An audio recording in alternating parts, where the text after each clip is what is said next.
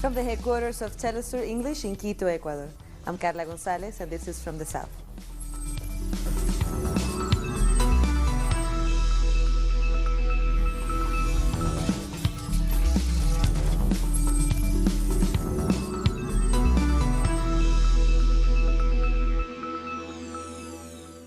The Colombian President Iván Duque has finally signed into law the Special Jurisdiction for Peace, a central pillar of the peace agreement with the FARC rebels. Duque signed the law on transitional justice after the Constitutional Court ratified the rejection by Congress of the president's objections to the law. However, the government has indicated it may seek to push through reforms in line with the president's objections. Our correspondent in Bogotá, José Manuel Jiménez, has the details. Saludos para ustedes. Efectivamente, el presidente Iván Duque. Indeed, President Iván Duque has now signed the statutory law on the Special Jurisdiction for Peace, or JEP, which completes the legislative framework for implementing the system of transitional justice, which was a central part of the peace agreement signed in Havana. This gives legal guarantees to the more than 11,000 people who have presented themselves to the JEP in the last 2 years. This law is fundamental for the peace process because it gives those guarantees to the members of the FARC, but also to those members of the security forces who have applied to the JEP, almost 2,000 of them so far. So after 2.5 years of back and forth, this law is now in place. We should remember that this law has been under constant attack by the governing Democratic Center Party and by the former president, Álvaro Uribe. He himself said on Thursday that the JEP should be replaced by a special chamber in the Supreme Court. So we can expect the debate to go on with fresh attempts to undermine or replace this peace mechanism. That was José Manuel Jiménez from Colombia. A preliminary investigation into the Odebrecht corruption case will be opened against former President of Colombia, Juan Manuel Santos. A committee from the lower house is investigating whether Santos accepted illegal campaign contributions from Odebrecht in 2014. The decision follows a journalist's interview last week with former Senator Bernardo Elias Vidal, who is serving time in prison for his involvement in the scandal. Elias said he contacted a person who was a director of Santos' campaign who, quote, perfectly knew the money came from Odebrecht to secure his re-election in 2014. Talks between the United States and Mexico on migration and tariffs are about to go on to a third day. There was still no agreement at the meeting on Thursday. And unless there is a breakthrough, President Donald Trump is promising to apply his 5% tariff on all Mexican imports from Monday. However, the Mexican Foreign Minister, Marcelo Ebrard, says there had been progress with his government promising to step up migrant controls on the southern border with Guatemala. La Guardia Nacional va a estar en el sureste del país. The National Guard will be in the southeast of the country. They will be covering the whole country, but that will be prioritized. That's what we have established. Thank you. Tomorrow we will inform you on more. We have informed the United States that in Mexico we have set up the National Guard, that it is constitutionally legal, and the National Guard can cover regions in the southern border area. We have explained that there are 6,000 men, and that they will be deployed there. Agricultural producers in Mexico say the imposition of tariffs will have a disastrous impact on their business. The United States buys 78% of Mexican food exports, but they say consumers in the U.S. will also suffer. What will happen when you place tariffs like Trump's? From first 5%, then 10%, and 15% all the way up to 25%. Is that these products will not enter to the United States at affordable prices. It will be U.S. consumers who end up paying more. Ethiopia's prime minister has begun mediation talks in Sudan with military and opposition leaders. PM Abiy Ahmed has met with the head of the ruling military council that has ruled Sudan since leader Omar al-Bashir was overthrown in a coup in April. Later in the day, he's expected to hold talks with the opposition. Mediation efforts come one day after the African Union suspended Sudan until the establishment of civilian rule. This comes in the wake of a bloody crackdown on protesters, which saw at least 8 people killed. Meanwhile, the United Nations wants to send a human rights team to Sudan. This as the UN expresses grave concern about the situation in Sudan, saying it has proposed deployment of a human rights monitoring team, and it urges that an investigation is launched into the use of excessive force. The UN says those responsible for the killings and the violence in Sudan must be held accountable. The 6-year war between the government forces, the Seleka rebels, and the anti-Balaka militias in the Central African Republic has exposed children widespread atrocities. This has led to an increase in the number of children suffering from post-traumatic stress disorders. One psychologist has taken it upon herself to help children suffering from PTSD. Mami Nouria Meniko is running drawing workshops for children who have suffered abuses at the hands of armed groups. She hopes the workshops can help to reverse some of the trauma. What made me draw this picture is that my father and I were going to Mbaya district, and then he was burned at home by Seleka. And when I fled, I saw a body in the water. To get to sleep, I have to draw every time, to get the images out of my head. With the drawing, the child expresses himself better and removes the barrier that sometimes exists between the child and the adult. Cuba's Foreign Minister Bruno Rodriguez has met with his Angolan counterpart, Manuel Augusto, to strengthen cooperation ties between both countries. This is Augusto's first official visit and is part of conversations geared towards bilateral cooperation in education, health, construction, science, and technology. Augusto announced that the president of his country will visit Cuba at the end of June. He also thanked Cuba for standing in solidarity with Angola, and this connected to the illegal blockades that intended to limit its developmental capacity. We will continue working together as we have, and with renewed energy to further strengthen political ties, solidarity and cooperation. Historically, our people have enjoyed, and will continue to, solid relations based on friendship and brotherhood. This relationship was built and solidified over the many... Thursday was focused on ways of including organized communities in the decision-making process of local governments.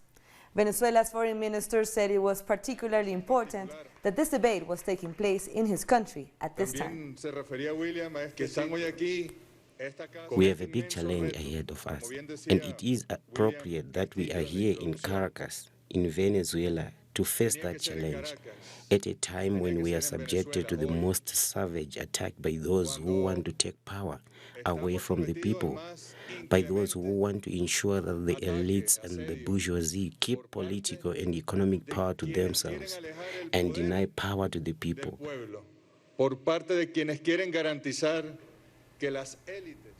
From Caracas, our correspondent Paola Dragnic has more.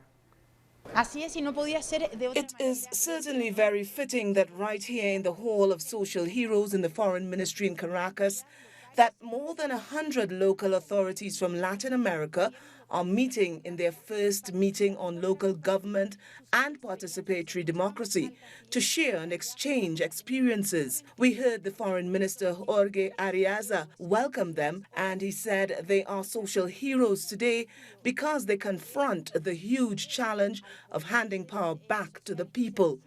They will be meeting here in Caracas until Sunday, in the country that is under the most severe siege, precisely because throughout the Bolivarian Revolution, it has been trying to hand power back to the people. That was our correspondent Paola Dragnic. Coming up, there's new gender policies in schools in the Dominican Republic to fight sexism, so don't go away.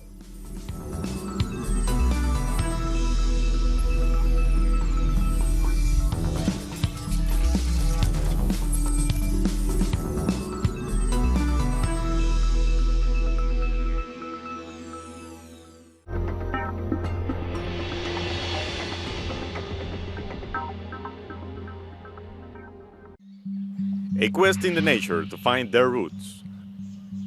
Nosotros somos parte de un mismo mundo.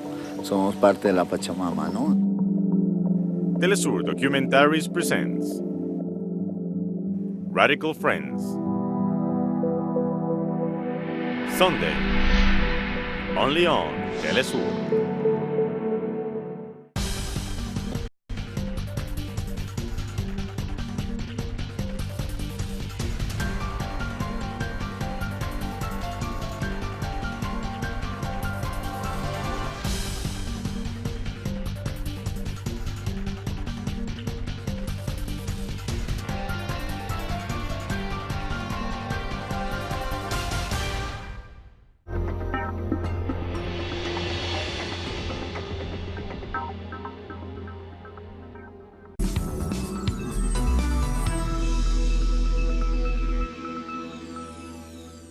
Welcome back. Argentinian President Mauricio Macri welcomed his Brazilian counterpart Jair Bolsonaro in an official state visit to the country. The visit comes in the middle of protests against Bolsonaro's visit to the South American country. Various social and political movements have taken to the streets of Buenos Aires to reject his visit, saying Bolsonaro promotes hate, with slogans like "Your hate is not welcome in Argentina" and "Argentina rejects Bolsonaro." Protesters took to the capital's Plaza de Mayo, very close to the Casa Rosada, where Macri and Bolsonaro were meeting. This is Bolsonaro's first official visit to Argentina since he took office in January 2019. Lawyers representing Brazil's former president Luiz Inácio Lula da Silva are bringing a second motion against Justice Minister Sergio Moro for illegal behavior. They say Moro, when he was judge in charge of the case against Lula, illegally recorded conversations between the former president and his defense team. Our correspondent in Sao Paulo, Brian Mir, has the details. The defense team for former Brazilian President Luiz Inácio Lula da Silva filed a motion to dismiss all charges against the former president related to the Guarujá apartment, for which he has been imprisoned with a sentence of 12 years and held as a prisoner in solitary confinement since April 2018. Now, this is the second motion to dismiss filed by Lula's defense team against prosecutor Sergio Moro for illegal behavior. The first was due to the United States Department of Justice public admission that they were involved in informal communication with Sergio Moro and the Lava Jato prosecution team, which is a crime in Brazil.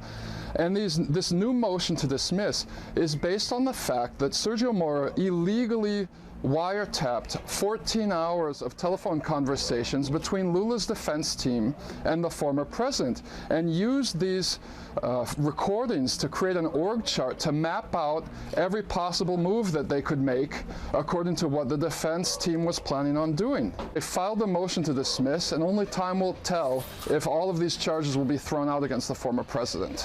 Brian Mir from Brazil. In other news, Chilean teachers and students who have been on strike since Monday have held a march in the capital. They're continuing protest against the president's efforts to privatize education while also rejecting proposed changes to the school curriculum. Demonstrations have taken place with more than an 80% participation from the nation's educators. Teachers vow to keep up protest action until the Education Ministry sits at the negotiation table with concrete answers. Former Prime Minister and current opposition leader of Trinidad and Tobago, Kamla Persad-Bissessar, has been cleared of any wrongdoing in a marijuana probe. This was revealed by Police Commissioner Gary Griffith, who confirmed that the plant-like substance found in Persad-Bissessar's yard in 2013 was in fact marijuana.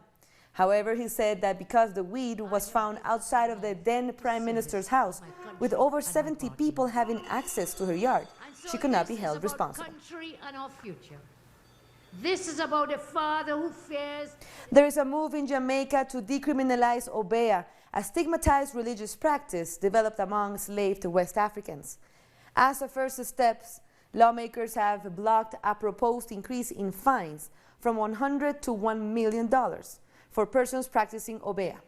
For more than a century, the practice has been illegal under Jamaican law, yet obeah men and obeah women are still widely sought after by people. Historically, the colonial construction of obeah and also voodoo as negative by white plantocracy has seen the criminalization and policing of many African religious rites. I have asked the Law Reform Department for us to have another cabinet submission. I would like to bring for us to debate here in this House the repeal of the OVA law. It will be put in a broader concept in terms of scamming and other things. But there's no reason, Mr. Speaker, why the OVA Act should still remain on the statute book, and we hope to remove it in due course. A new policy on gender has divided public opinion in the Dominican Republic. Our correspondent there reports. An order to implement gender policies in all schools in the Dominican Republic has stirred up a mounting controversy.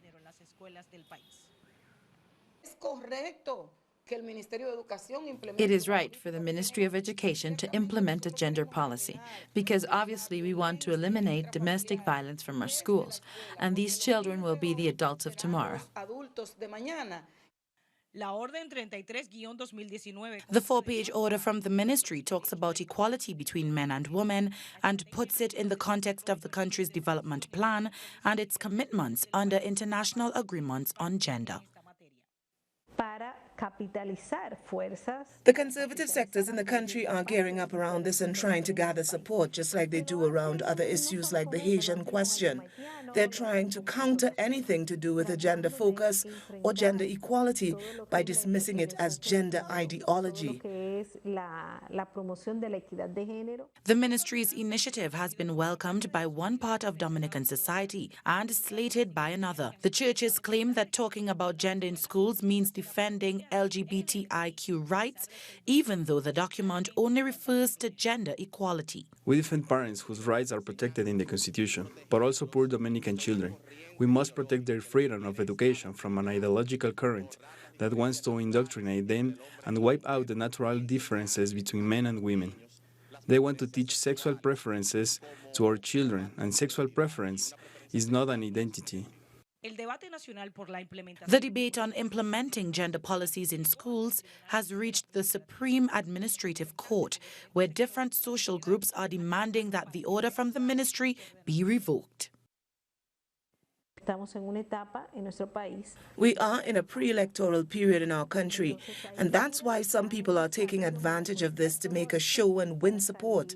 They represent the most conservative, racist, and homophobic sectors of Dominican society.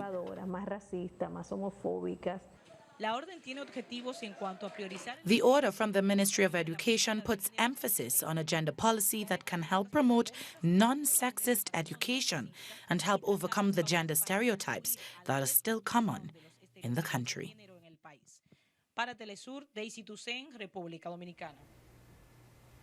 When we come back, we'll explain why Theresa May has not resigned as UK Prime Minister yet, and it has to do with Donald Trump. Stay with us.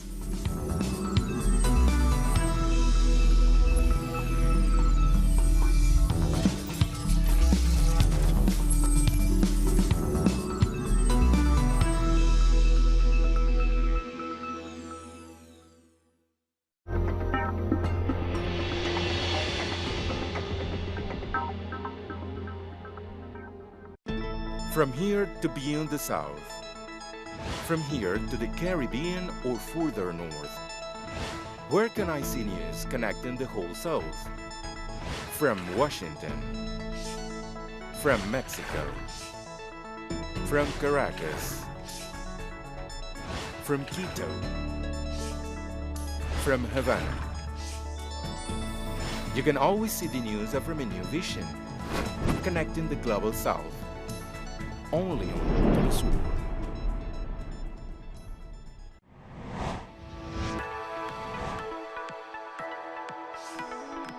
Discover the cultural diversity that defines a continent. The place where art and tradition are part of the same nucleus. Artistic expressions,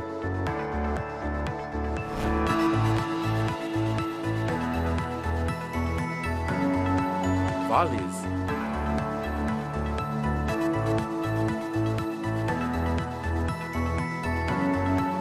passion, and more.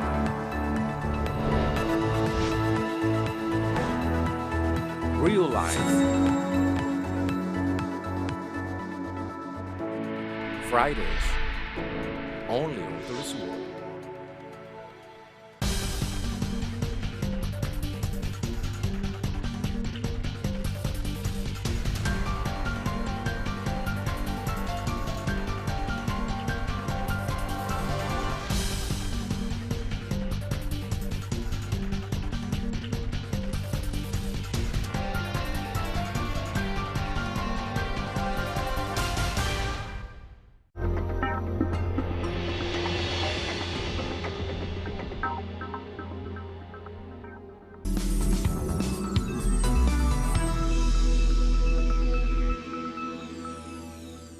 Welcome back.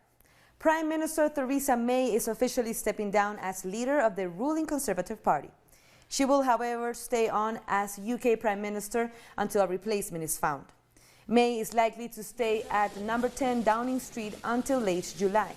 Her departure from the helm of the party triggers the start of a Conservative leadership race that has been brewing for months.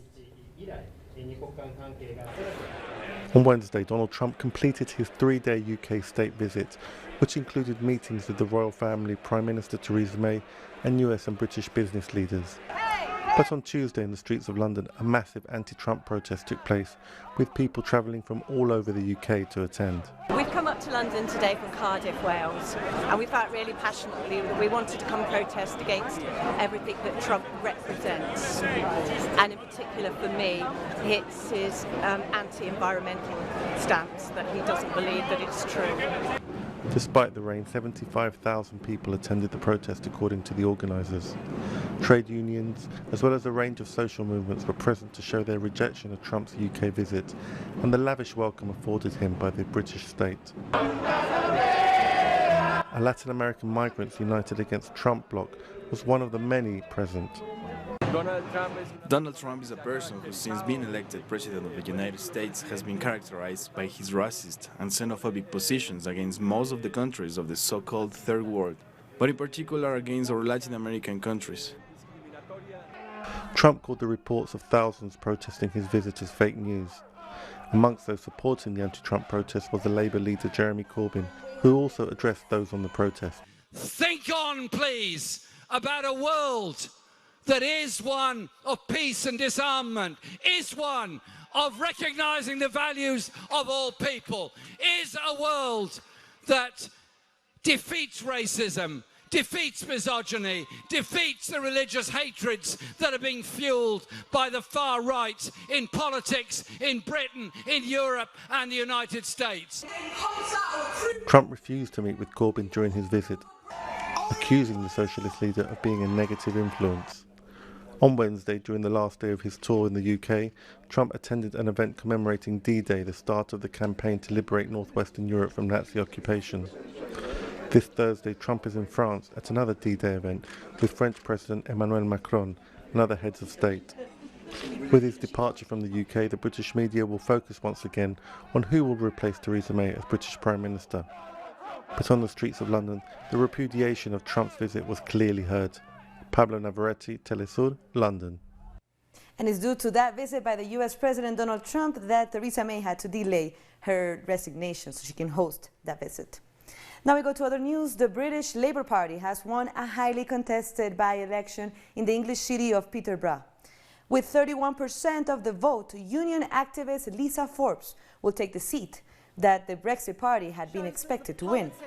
Peterborough voted 64% in favor of the United Kingdom leaving the European Union in the 2016 referendum. The Labour Party ran on an anti-austerity platform, narrowly pushing Nigel Farage's Brexit Party into second place and the Conservatives into a distant third. Chinese technology giant Huawei has continued to expand into new markets despite the onslaught against the company by the US government. The company has, in the last couple of months, managed to secure 46 commercial 5G contracts in 30 countries. Data provided by the company shows that during the same period, it also exported more than 100,000 base stations. In the US, President Donald Trump banned US companies from doing business with Huawei over claims that it spies for the Chinese government. Huawei denies any wrongdoing. And rescue work continues in Uganda as people struggle in the aftermath of landslides. This although authorities say most of the missing people have been accounted for. About 100 families have been affected by the tragedy, and the Red Cross put the number of missing at about 50. Landslides hit the Bududa district on Tuesday after heavy rains caused the Sume River to burst, leaving at least 6 people dead. We feel so bad.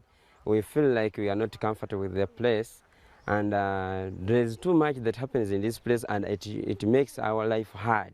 The government has tried actually to resettle people from this place to other places, but because of the high population, because of the situations that we pass through, because we are born here, and moving from this place to another place becomes hard.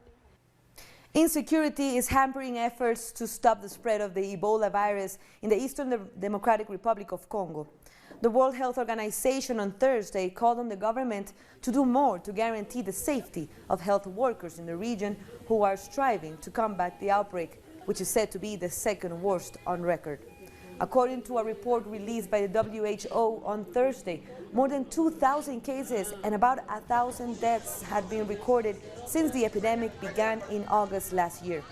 The report added that about 90 cases are being recorded each week since May.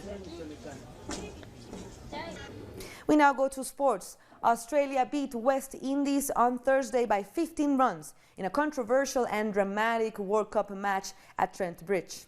The match saw Australia's Mitchell Starc take 5 wickets and pulling some spectacular catches. We continue reporting on cricket. Early in the innings, the umpire gave West Indies opener Chris Gayle out twice, but Gayle challenged right away and the umpire had to change the decision. Gayle was forced to walk in the 5th over, giving out LBW of Australia's Mitchell Starc. Gayle still managed to tick off another milestone in his career. Yesterday's match, he became the 3rd West Indian in history to complete 1,000 runs in Cricket World Cup. Right now, he's at 1,015 runs, 2 more than the legendary Viv Richards. And with that, we end our news brief, but you can find all of our stories by checking our website, telesurenglish.net.